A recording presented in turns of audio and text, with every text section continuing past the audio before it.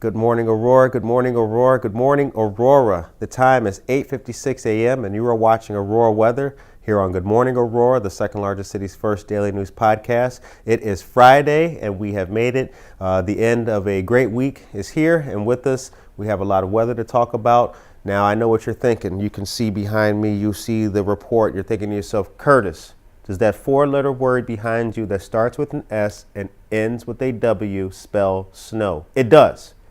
How that will affect us and what we can expect from said report of snow, we will talk about that right now. Thank you guys for watching. We got a great show for you as well this morning. Once again, the weather comes from the National Weather Service of Chicago, delivered to you here on Aurora Weather on Good Morning Aurora. So, slippery travel is possible this evening. Indeed, not only possible, likely. Let's talk about what to expect. As we can see right here, rain to periods of snow. Localized accumulations of a coating of up to 1 inch, and temperatures falling into the 20s and northerly gusts up to 30 to 35 miles per hour. Now, we call that a humdinger where I come from. There's another one coming soon. What we can expect through this period of snow? Right here, reduced visibility. Okay. Next up, slippery travel, particularly bridges and overpasses. Now, we talked about bridges and overpasses a lot. Remember that? Oh, they're the first thing to freeze when it gets cold. Why? Because they're elevated. See? Now, when's this going to go? From 5 p.m. till midnight. Okay? Earliest start in far northeast to the far northern Illinois corner, and then latest start in east central Illinois and northwest Indiana. What's uncertain? How quickly temps fall while snow is still falling. Did you catch that? So when the snow is falling, right, when it's happening, how fast are the temps going down? Doesn't it feel cool? All right. Now, if temps drop into the 20s, some roads may turn slick. Now, we know that oil and other drippings off the car, all that mixes and becomes slippery as well. What should you do? I'm glad you asked. You should stay tuned for forecast updates.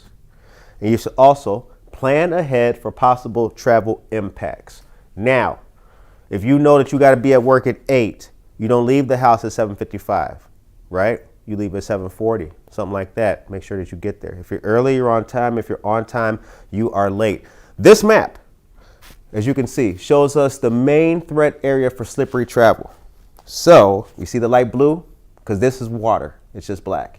See the light blue, right? All this is the threat area for slippery travel. Now here's Chicago, here's Elgin, so we're like right here. We are in the threat area, ladies and gentlemen. So once again, stay tuned to the National Weather Service of Chicago for more weather updates the rest of the day. And now for the forecast. So let's chop it up. Let's chop it up. Let's chop this up. It's a lot to cover right here. Colder start to the weekend. Now, when we started off on Monday, remember, it was like a little bit of 60 here, like a 58 right there. Things have changed.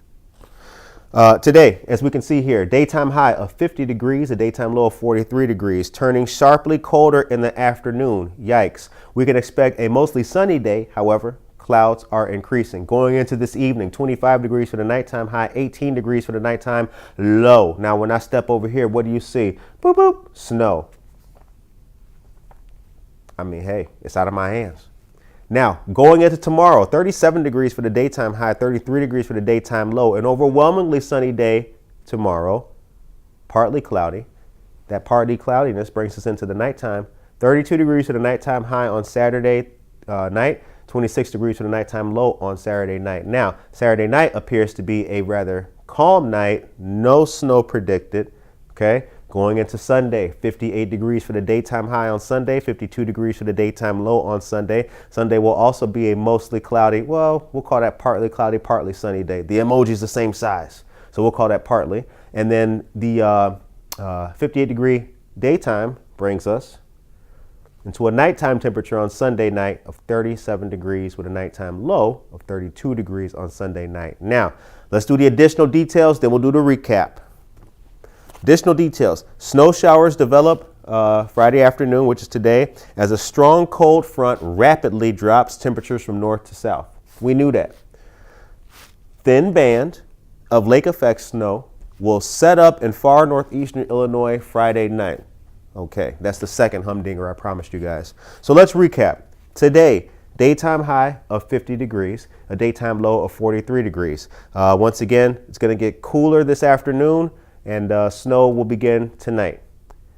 Tomorrow, Saturday, 37 degrees for the daytime high, 33 degrees for the daytime low, and going into Sunday, 58 degrees for the daytime high, 52 degrees for the daytime low on Sunday. So we're at 50 degrees today, and by Sunday we'll be at 58. That bit of warmth will be appreciated. Once again, this is the weather report for you guys here on Good Morning Aurora, the second largest city's first daily news podcast. Today, we have a great show for you this morning. Our guest is Executive Director of NAMI KDK, Sara Gray. There is a shorter version of the show today. We don't have trivia today, but stay tuned for a great show.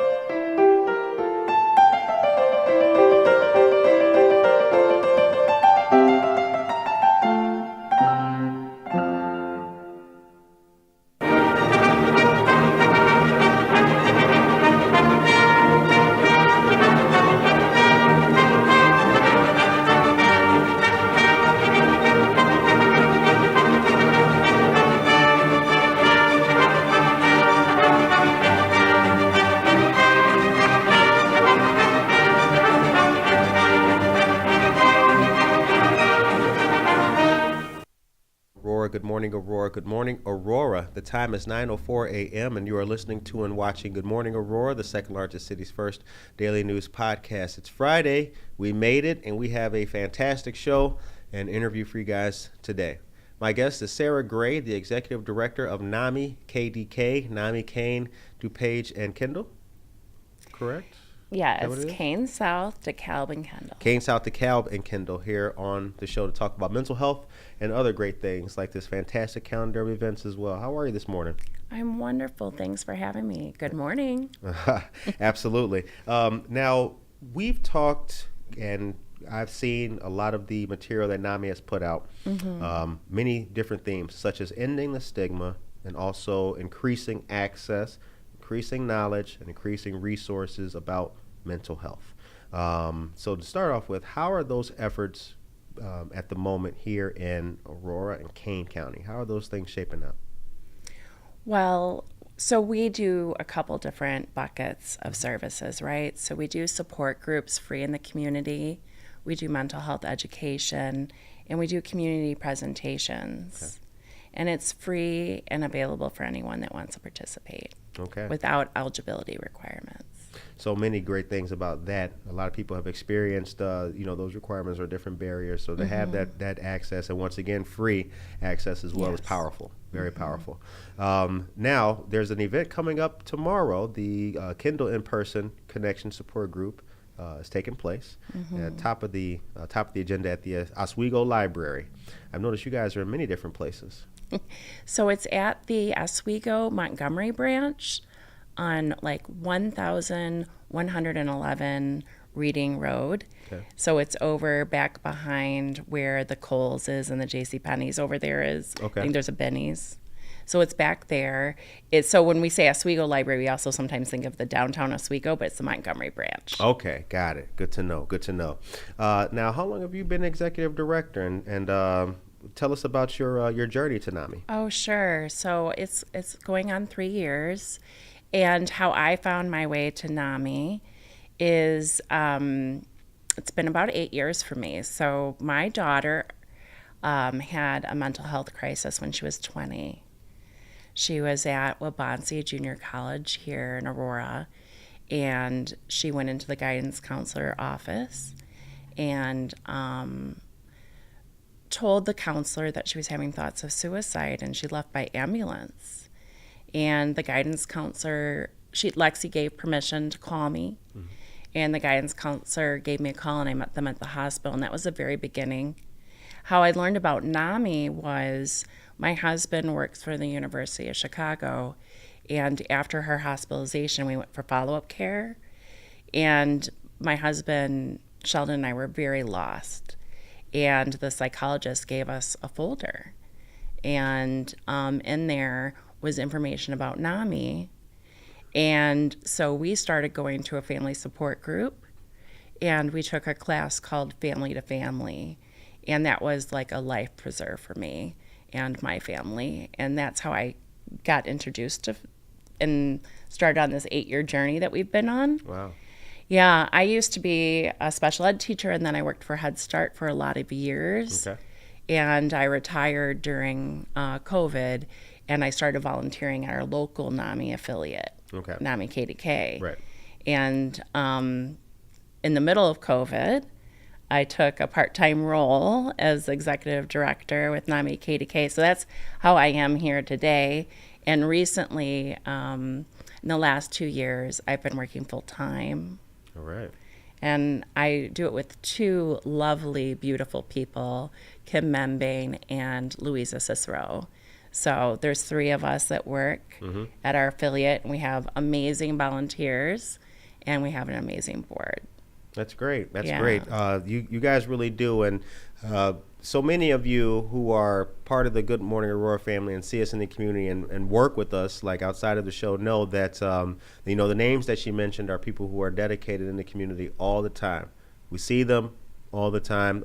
Louisa has been on Buenos Dias Aurora, I think 2 or 3 times. And a lot of the different staff, Amanda and so many great people with NAMI and affiliated with NAMI have been part of our friends of ours for a real long time. So I appreciate the continuity and see the works that you guys do on a daily basis. So I think you guys are doing good work. Yeah, thank you. We've had several interns that have come and visited us. Amanda was an intern. Absolutely. Oh, yeah. Yeah, and Karina was Yep. an intern. Karina and Mendez. So we have had, that's one thing that we do have. If you are interested in an internship, we do often do interns. And they take trainings with NAMI Illinois for support group and education. And so our interns often stay with us and our family. And so that's some of the people that you've met, right? Yeah, so absolutely. They're part of our community for sure. Absolutely. Now, what are some of the, let's look ahead real quick. The time is 9:10 a.m. What are some of the big challenges and also the big goals for this year for NAMI KDK? Well, I went to Washington, D.C. for our executive director conference, and this summer we're going to have our national conference in Colorado. Okay. And last year, one of the goals was diversity. And so we took that and we grant wrote and we brought Spanish programs for the first time, well, with an actual full-time staff member, Right. like dedicated to it, right? And we brought on Kim, and Kim leads our BIPOC programming, our veterans programming, our LGBTQ plus programming, and Louisa leads our Spanish education and support groups. Right. And community presentations. This year, we've been tackling youth and family. And so typically, historically, we've been working with adults, Right. except for our Ending the Silence program that we do in junior highs and high school. Okay. Last year, we piloted with Stephanie Burrell Hughes, a therapist, teen support groups. Okay. And so last year we started with one, and this year we're doing three. So we have one virtually, one in Aurora, one in Oswego. And the kids cross the boundaries, right? Sometimes they don't want to go to Right. the group in their where they live, and that is fine. We don't care where you live. You can come to any group, regardless of where it's held. Right. It's open to anybody without eligibility. So we've been doing that. We are expanding Ending the Silence. And last year, NAMI National announced that NAMI on campus could be brought to high schools. So NAMI on campus is like a mental health club. I like that. Right. So we're hoping that local high schools and local junior colleges and universities would want to have a NAMI on campus. Right. We haven't done it yet. Through grant writing, we're going to bring on a person for education, youth, and family to kind of work on these initiatives. Mm-hmm. So they'll start pretty soon. We'll start interviewing, so we're excited about that. Okay. I think that will be some area of new growth next year, and then also expanding what we started last year Right. with groups that reflect our community. And, we're starting with goals for our board, that the board reflects our community, that our volunteers reflect our community, our interns, and our groups, so that we have safe places to discuss mental health and our families and ourselves, right? Right. So, Absolutely. Now, the website is for anyone interested in any of this information or becoming a volunteer and signing up with that. NAMIKDK.org is the website that you guys can go to for more information. And once again, the calendar of events is also live on NAMIKDK.org as well. You did mention the Spanish Connection group by Louisa. When are the dates for that? they happen twice a month, Twice and a they're in month, okay. partnership with Coffee. Okay. We trained 10 individuals in our community with El Paso, Texas. So we're really excited. We have a Great. couple groups happening in Aurora in person. Great. And then NAMI Illinois has virtual groups. So it's very exciting. We're really happy. And a lot of our Aurora community members help with those groups in person and virtually. Good to know. Good to Yeah. know. Now, you mentioned that it's been an 8-year journey for you as well, and it was the initial class that you took. NAMI for your Family to daughter? Family. Family to Family. Now, being executive director of NAMI now, do you still work within Family to Family? Have you expanded Family to Family since you learned about it since then? How has that program stayed the same, changed, or what's up with that? Sure. So NAMI Family to Family is like very close to my heart. It's probably one of my favorite programs that we do. Okay. And I trained with Terry Latter with NAMI Illinois. Yeah. And during COVID, I did them online. So I became trained as a facilitator. And last year, we taught our very first Family to Family course in person. Okay. And we did it at St. Mark's in Aurora. And this year, I started this Wednesday, our very first class at our site, 400 Mercy Lane in Aurora. It's in the Circle Drive by the hospital. We're in the same building as Gateways, Inc., Mental Health Board, Okay. the Aurora 708 board. Yep. And their rural counties, they give us in-kind space. So we're holding our meeting there.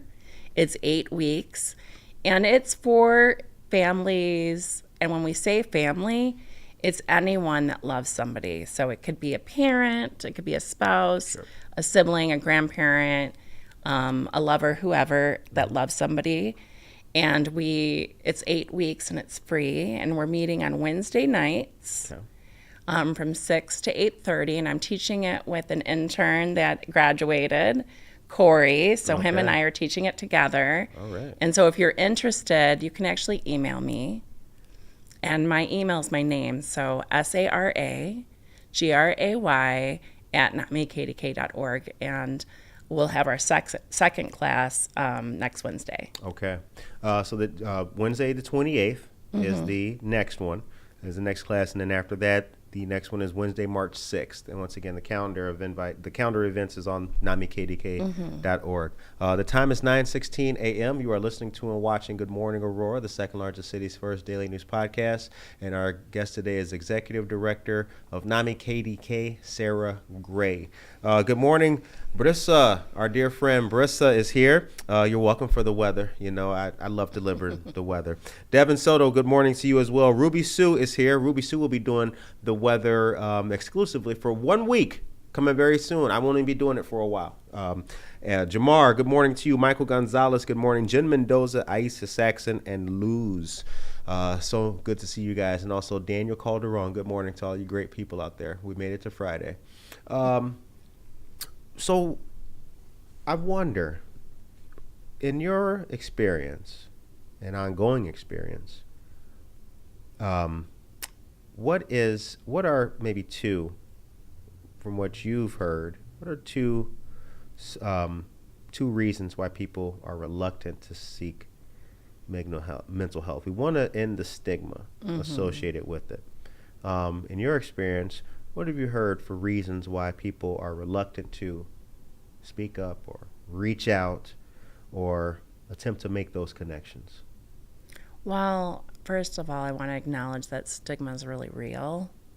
And so people have felt, prejudice and things by their diagnosis. So that is real. Those feelings surrounding that is real. But what I would like to stress is that at NAMI, we believe telling our stories helps end stigma, and that shame and guilt isn't helpful for people to become well, Right. and that silence isn't useful. And so, honestly, we want people to share their stories as they feel comfortable, what they feel safe with. And, for me, with my family, it runs in my family. I have, my father he was one of 11, and I had an aunt that had schizophrenia and an aunt that had bipolar.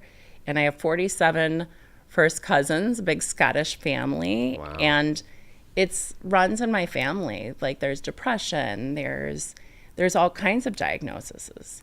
And so I'm one of 6 kids. I'm the baby, and my daughter has a diagnosis. So, it runs. 1 in 5 individuals will have experienced a mental health crisis in their life. Wow.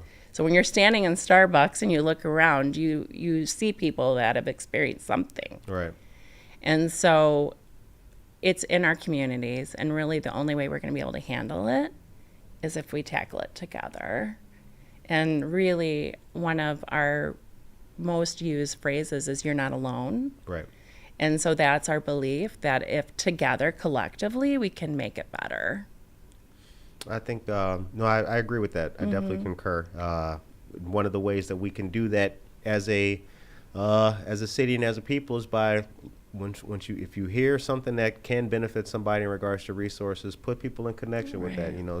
We're in a really fast, digitized, and an age of sharing, so we can send the link real quick. We can register immediately. We can do things like scan QR codes to kind of get this information out there and make sure that people can benefit from it.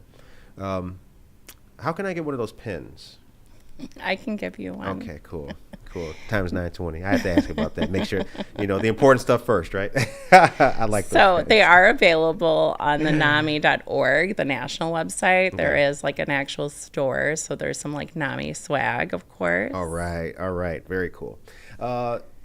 I've noticed that services and accessibility has changed. That's another thing, too. So this is me kind of giving kudos to the organization, too. I do remember a time where so many services were wrapped up. We talk about eligibility.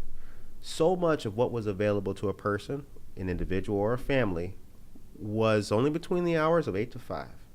You had to go there, and there was a lack of a continuation of services, or furthering those services, or making services accessible outside of those normal business hours. I do appreciate that NAMI does not have that kind of approach at all. I mean, from the hybrid to the in-person stuff, there's a whole lot of opportunity for people to come and take part and share. And that's to be celebrated. It really is. Thank you. Yeah. I mean, we learned that lesson during COVID, and we decided to keep that model because of the fact that people have children, they have their caretakers, they have jobs, and sometimes transportation is a challenge. Right. So we try to be mindful of what locations we choose for our in-person. And then we always try to offer a virtual option. Okay. So because of the fact that we want to make it as accessible as possible, that is why we've kept that model, and we are going to embrace that model moving forward because of the fact that, especially when you or yourself are dealing with a mental health crisis, it may be hard to leave your home. Right. And so you can join by your phone or your iPad or your laptop, or you can come in person. We hear both. Really, some people want to come in person and connect. And then other people are very grateful to have the virtual option so they can still come. Right. Yeah. Okay, the time is 9:22. So how can, besides the events that we see here on the calendar, will NAMI be at any other community things taking place this year in downtown Aurora going forward, perhaps? Tomorrow we're going to be at the library, at the Santori Library. Santori, okay. Bill Foster and some other community members are hosting an event for mental health Okay. and substance. So they're talking about the intersectionality of those two things together, and they invited us to have a table. So if you decide to stop by the library tomorrow, you can say hi to Louisa and I. And Kim at the same time. We're pretty busy. Kim will be running the Connection Support Group. So we've got a couple things going on Saturday. I would love to ask you all to mark your calendars for October 5th. We'll be having our second NAMI Walk. Okay. Yeah. The NAMI Walk. What's the purpose of the NAMI Walk? So we don't charge any fees. So for any of our support groups or any of the materials that we purchase or driving to locations to do anything, all of that is provided by our grants and by our fundraising and private donations. Right. Okay. So take part in the NAMI Walk. We've shared the NAMI Walk flyer for a few years now. Since the history of Good Morning Aurora, we've been sharing that flyer. So that's pretty cool. We'll be 4 years this year. So that's 4 years of sharing that information. That's awesome. And the event with Bill Foster at the library, what time is that event? I believe it starts at 11:30, but don't quote me on that. Okay. Substance abuse and mental disorder. Mental health? Mental health conditions, yeah. Mental health conditions? Like talking about the intersectionality of that. Okay. All right. Well, I'll we look forward to that. I think I have that flyer. I think we have that flyer scheduled too, so that'll probably post today on some of our social media. The time is 9:24. So as we begin to wrap things up, and I do appreciate that call to action to get folks out there. Let's talk about the team. So we have Kim, who is a veteran and runs the PIPOC Connections. Louisa does Spanish Connections. And are we still looking for more team members? Yeah, so in the next year, we're going to be hiring somebody for youth to work on expanding Ending the Silence for our junior high and high school. Right. That has 3 modules. It has the students one, staff, and parents. And it's a presentation with a guest speaker that talks about a young adult that talks about their journey. And that has been very successful. We collaborated with the regional office for education for CAAN County, and we've done a lot of special education classrooms this year from Aurora all the way to Elgin's Dream Academy. So we've done a lot of those. And so we want to hire somebody to expand that even farther. And then the NAMI on campus that I talked about with on colleges and high school campuses. And then to help with our expansion of our family support group and education and the teens. So that role I've been kind of doing in addition to being an executive director. And so we've been grant writing for that, and we're going to open that role next year. All right. We'll be hiring for it this spring or this summer, so we're excited. Opportunities are abounding and coming up with our dear friends of NAMI KDK. So stay tuned for that. If you or someone you know can benefit from this information, is looking for a career change or something to get involved with, really meaningful in the community, NAMI KDK. So the show ends on a positive note. What is your message today for the people of Aurora and the KDK area? That you're not alone. You know, I can speak from personal experience that getting connected with others that have the same life experience as you really helps you through those hard times. And mental illness, mental health conditions, we cycle in and out of wellness, right? Right. And so we want you to know where your resources are and where your community is so that you can be part of a community and not feel alone. Right. Very important words and very heartfelt words from our friend, Executive Director of NAMI KDK, Sara Gray. We hope that you guys enjoyed this show. As mentioned, this is going to be a shorter show today. We are off to East Aurora High School to talk to the youth about finding your future. Yes, absolutely. So this is going to be a great rest of the day. I hope that you guys enjoyed Good Morning Aurora all this week. We've got more great, amazing content for you guys coming up next week. We'll bring the trivia question back next Friday as well so that you guys can take part in that. And also don't forget that the R.J. Ogren interview, an interview with the living legend, former Disney artist, is live on our YouTube channel as well. So please subscribe to that. I hope that you guys have a safe, fantastic, positive, and blessed weekend. And Good Morning Aurora will return next week with more news, more weather, and the very best of Aurora. Take care of yourself and each other. Rise and shine. Pour yourself a cup of coffee and tune in to Good Morning Aurora. News, weather, and really cool interviews. Monday through Friday from 8 to 9 a.m.